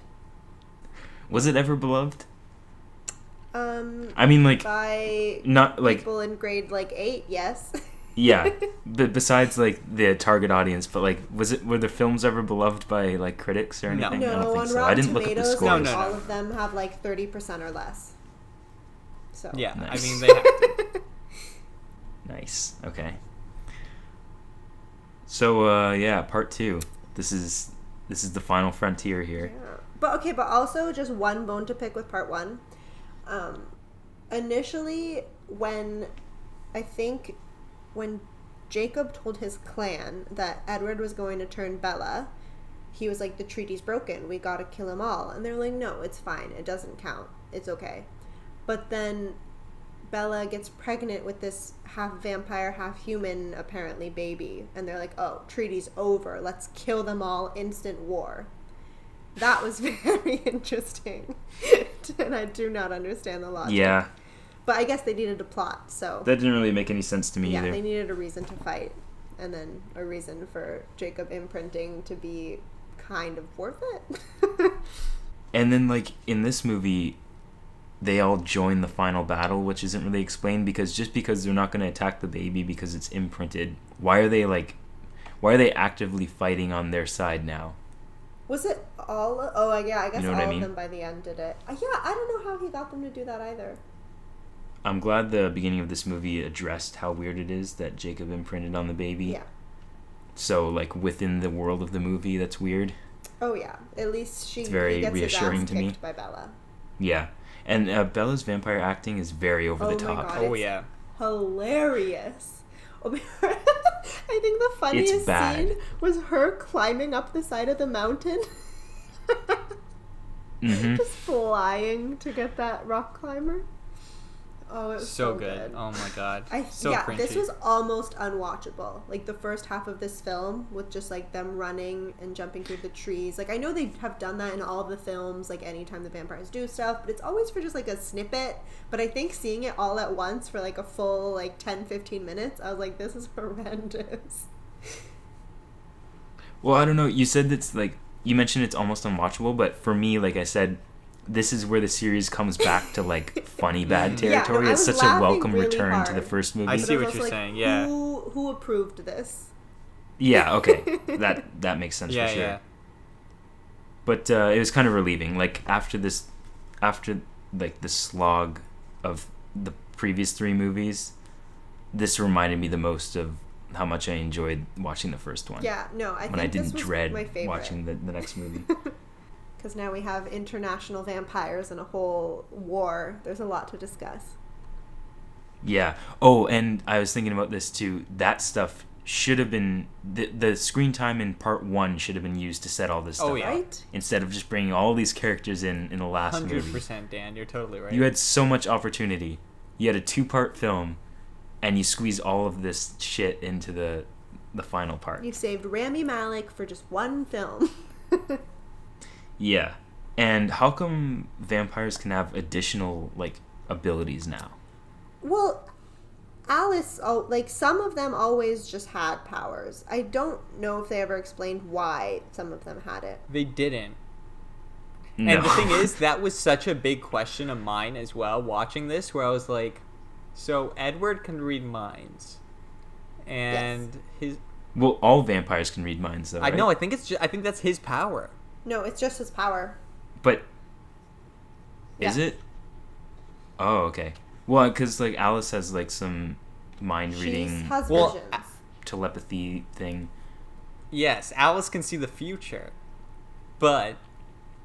yeah, I don't know. Vampires just also have extra powers. That's it. You just have to buy it. I don't know. And oddly, they only... And like Renesmee can fly. Yeah. They only mentioned it for like 1 second though, but Jasper can also controls people's emotions.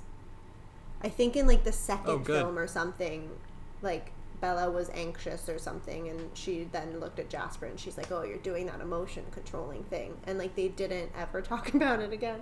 Yeah, you're right. And okay, and I think Edward's he's faster than most vampires. They mention, and I'm assuming that's like sheer Emmett has talent. like Edward or not Edward. Emmett's probably like more strong than most vampires or something because he's the buff guy. Yeah, I don't know. The Right. buff guy. I love it. But my point is, like, these aren't even vampires anymore. They're superheroes. Who drink blood? Yeah, that's they're vampiric superheroes. all this is now. It's just stupid. Yeah. At one point, Jacob tosses... sorry, not Jacob. It's funny that I saw tossing a child into a fire. I assumed it was Jacob because I forgot because Oh my that's just God. in his like insane character. But yeah, someone tosses a little child into a fire at one point. That was The hilarious. Valtteri? I was like, nice. Yeah, that in the flashback Yeah. scene.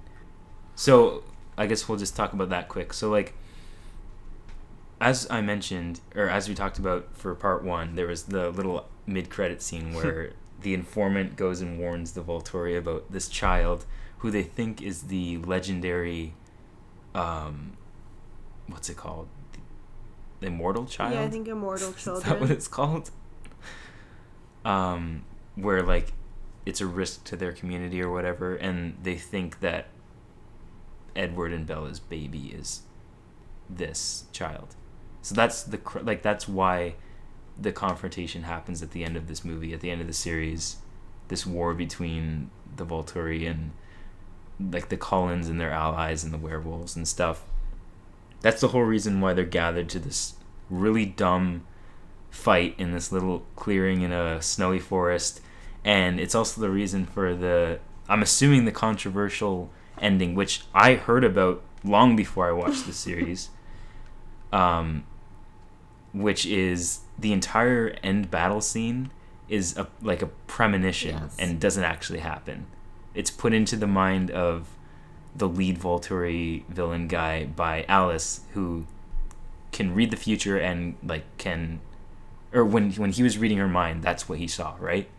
Yes. Okay, so yeah, this entire like this battle scene where people's heads are being ripped off and like Carlisle's head is immediately ripped Yeah. off like 10 seconds in, none of it happens at all. But upon So there's first that. read and watch, like, that is heartbreaking because even in the books you don't know till after they go in depth about how all these people die. They're like, oh, just kidding. So as much as these books are like tacky and horrible, like that was kind of genius. Like it's like is annoying, but like it really got those emotions going. You have a great point, and I was like, in a smaller movie, I would think this is a really good idea. But the one problem I had with that was the whole point of it, like, was to show that it would be like the Volturi's doom to fight, right? So I think the fact that they indulged so much on all of these lovable characters dying immediately, like, it really felt like the writers were like, we really need to kill off as many of the hero characters as we can for the audience, but not for the logic of the film universe, you know? Towards the end, it starts to kind of even out, but yeah, at the beginning, if it wasn't a premonition, it would have been like almost, I don't know, unbelievable that like the Volturi aren't going for necessarily like the most popular people. Like, what are the odds that like the dad of the family dies first, Yeah. and then like Jasper and all these people? Like, I don't think that's how fights go. Okay. Yeah, and... Oh, I sorry, was just go gonna ahead. say, like, Carol, I have a quick question for you because, like, my biggest takeaway from this, and I knew it was a thing, and then I forgot about it, and then I watched it in the movie, and the twist totally got me, and I was really fucking angry. And the reason I was angry, and my question to you is, how long and how in depth does it go for in the book? Because I really appreciate the concept of like, you know, circumventing expectations with like a big final battle, and like obviously like most fantasy stuff, and again we're gonna go back to Harry Potter, like Harry Potter has like that kind of big final battle trope. And so like I don't mind the idea of, well, we're gonna like line up and like pretend we're gonna have this big final battle, but then we're just gonna resolve it like people. Like I was like, oh, that's like a cool way to flip that and be like original and unique. And especially in a series that like isn't really an action series, I was like, okay, like I totally see that. Like this series is all about like relationships, so okay. But it goes on for so long that it's such like a you want to have your cake and eat it too moment of, we're not going to do the final battle for story reasons, but also we're going to do the final battle so that way we can like have a movie that does a final battle. So like in the book, is it that gratuitous? Like, does it go on for that long of like this fake battle and then you realize it's fake, or is it a bit more like evened out? Like, I don't remember it being like a significant chunk of the book. Like, I do think it was just maybe like a chapter, like a longer chapter, but I don't think it was a larger chunk. That, like, it was probably longer in the movie if we talk about like quarters, halves, whatever runtime. But yeah, it wasn't as long in the book, but it was just as heartbreaking. And if you saw it in the theaters, the reaction was like Endgame level. It was insane. Interesting. Okay. Yeah. Even though everyone knew what was going to happen, but yeah. Let me ask you this: were there any other people in the theater like dressed up? Like yeah, a couple. I didn't even go like opening day because I was too young to like go to a midnight showing, so it was like the day after. And I still didn't. Like, it was like daytime. And I'm pretty sure I went to the movie theater I eventually ended up working at, so that's extra embarrassing. But you know, kids will be kids.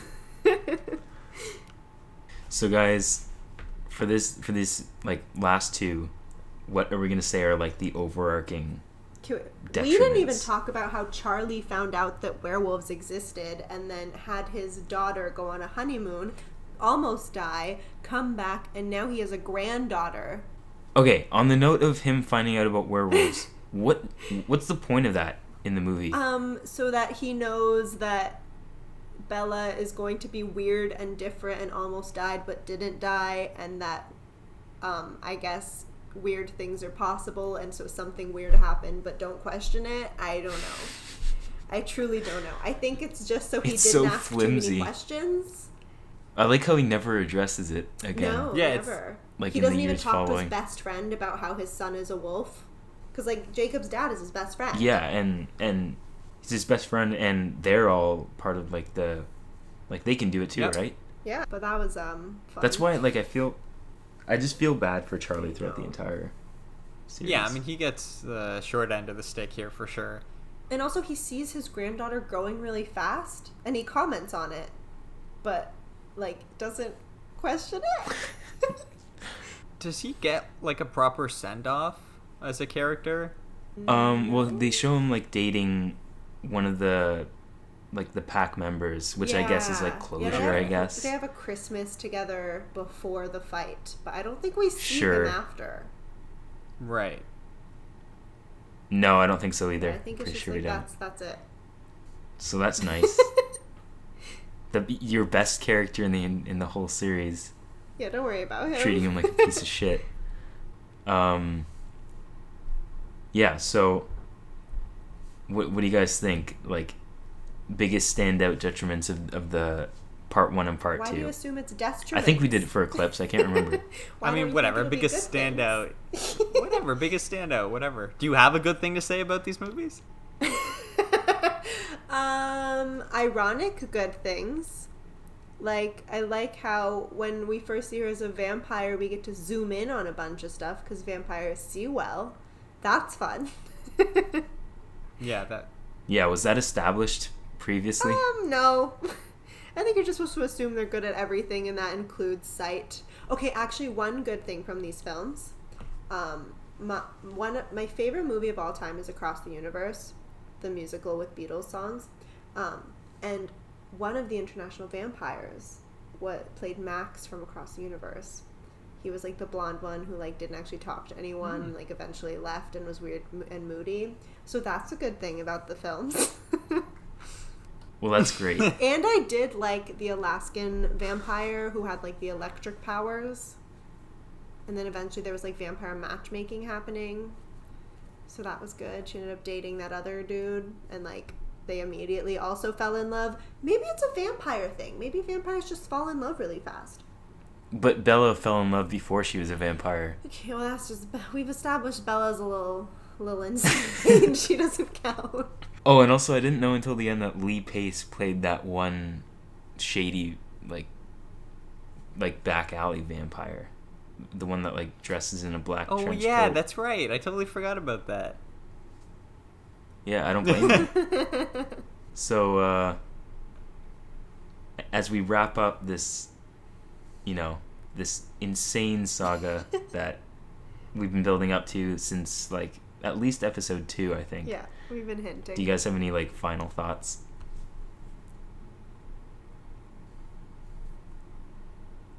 I have no thoughts. This movie has, like, taken away all of your thoughts. There's nothing left. I've said it all. I have no... I thought you were... Once again, I thought you were being silent because of the lag. No, I legit... You're just being silent because you have, nothing left to say about these movies. I don't know how people unironically like them. Yeah. I second that. It was a lovely, lovely return to childhood, but I really could not take any of it seriously. But it was a lovely laugh, and that's all I took from it. I just want to say we're more than even for Mother. Yep, I think so. Because we made Dan watch Mother times 5.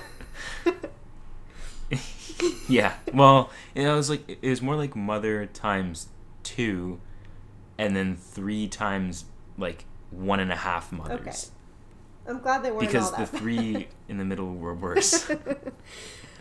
Okay, but also I do have some fun facts before we completely end, just from research. Every single film had a different director, fun fact.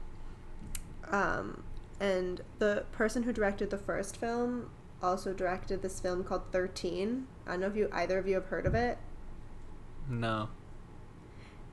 I don't it think was so. also co-wrote by Nikki Reed, who played the vampire that Dan forgot. And when she was a 13-year-old girl, and it was about, like, apparently growing up and becoming a teenager, but they were, like, doing crazy drugs and having sex at 13, and it was this crazy scandalous film. So she directed the first film. And an Oscar award, like an Academy Award winning director, directed which film? I think Eclipse, funnily enough. Oh no, Breaking Dawn, Part 1 and 2 was directed by an Academy Award winning director. Another fun fact. Oh, Bill Condon or whatever his name is, right? He also directed I a thought his Jonas name was Brothers familiar. music video. What the fuck? Yeah. For Fly With So Me. wait, what did he win an award for? He won an Academy Award for writing Gods and Monsters. I don't even know what that Yeah. is. I don't either, but he won. And apparently the films were in development since 2004, despite the first book coming out in 2005. And initially, it was going to be made by Paramount. But they, like, made the movie so different from the books that Stephenie Meyer, like, changed her mind and didn't want to. So then it took 3 more years for a different studio to pick it up. But in the Paramount version, Okay, that makes a lot of sense. they were going to make Bella a star athlete instead of this clumsy human. I don't know why. I don't know what purpose that would have served, but it was a plot point. I think that might shed a lot of light here, because you might be implying that, like, were the books written with the movies already in mind, and they were just going to sell the books as, like, a precursor, make money off the books, and then make more money off these shitty movies? Like, that must be... After building a fan That base? must be it if it was purchased by a studio before it was That's even horrible. published. Yeah. That, like, puts me into a whole new mindset with this series. I hate it even more now. Fucked. I think I have 2 more fun facts. Alexandre Desplat did the score for New Moon. No, we didn't. Are you serious? I swear Really? to God. The same man who did Little Women, Isle of Dogs, Shape of Water, Grand Budapest Hotel, scored New Moon. The Imitation Twilight Game. Saga. Yeah. He's also an Academy Award winner. So maybe that's also why it's our favorite movie. We just knew. We could sense. And also the the main writer of the films, Melissa Rosenberg, she ended up writing like Step Up, and she was on the OC and did Dexter and whatever. But she said her primary inspiration for the film adaptation was Brokeback Mountain. How? Which I thought Brokeback was Mountain. fun. Listen, just to be clear, we're going to talk about Brokeback Mountain one day because I love that movie. I adore that movie. It's an incredibly well-made, well-written movie. Yeah. I don't know how you can watch Brokeback Mountain and then write the Twilight scripts and be like, nailed it. Forbidden like, romance. 100%. Like, that means nothing. You could say anything. You could say fucking any movie and say... That's embarrassing. Yeah, like, what are you talking about? Oh, my God. But yeah, those are my fun facts that I researched today, mostly via Wikipedia and IMDb. Well, I really appreciate that one, especially about the like suggesting that the books were written with the movies already in mind. Yeah, I had no idea. On that note, I have one, not fun fact, but just something I can mention for listeners who may not be aware, and also I think Dan's aware, but Karolina probably isn't. We've shouted them out before, but the YouTube channel Red Letter Media, they do like lots of movie review stuff, and they have this one series where they watch like really low budget movies and then like review them, like absolute shit show movies. And there's this one episode they have on this movie called The Last Vampire on Earth, and it is a Twilight knockoff. But as they discover in the movie, they basically made this movie that was a Twilight knockoff and then wrote a book based on the movie. So there's a book that's based on a movie that's based on a movie that's based on a book. And, like, it's Twilight, but not. And it's fucking hilarious. And, like, in their review, they show clips from this movie. And I'm telling you, like, it is directly a Twilight ripoff, but it's so funny. Like, it's even funnier than Twilight bad. It's, like, a next level of bad. And that episode is just such a funny, great episode. So, like, if you're just coming off Twilight or just coming off this episode, I would not recommend rewatching all of Twilight, but I would recommend go watch that 40-minute episode on YouTube. It's great and it's hilarious. I come back to it at least like once a year because it makes me laugh so hard. And also watch Red Letter Media's Half in the Bag episode on Breaking Down Part 2 because it's great. Didn't they not see any of the other movies? Yeah, really? They went into it blind. Yeah. Oh it's so funny. But also, if these movies made you super horny, 50 Shades of Grey was based on Twilight fanfiction, so you can head there next. We'll never talk about those, by the way, in case anyone was worried. Okay, good. That's also, good. like Twilight is basically like shitty trying to be Harry Potter, and then 50 Shades of Grey was literally just Twilight fanfiction that got published. So, like, I don't know how you get from shitty Harry Potter, like, I don't know how you get from Harry Potter to 50 Shades of Grey, but Twilight is the bridge that makes that happen, so. There's just no original ideas anymore, guys. Nope. Just like I was just going to say that. I was just going to say, just like this podcast. I think that's actually a perfect place to end it, in fact. I really enjoyed this. This was great. This is my new favorite discussion on the show so far. Even more than Mother, I think. Oh, me too. Because it was like Mother times 5. Or more than 5. Exactly. By Dan's calculations. It's like Mother with 5 exclamation points at the end.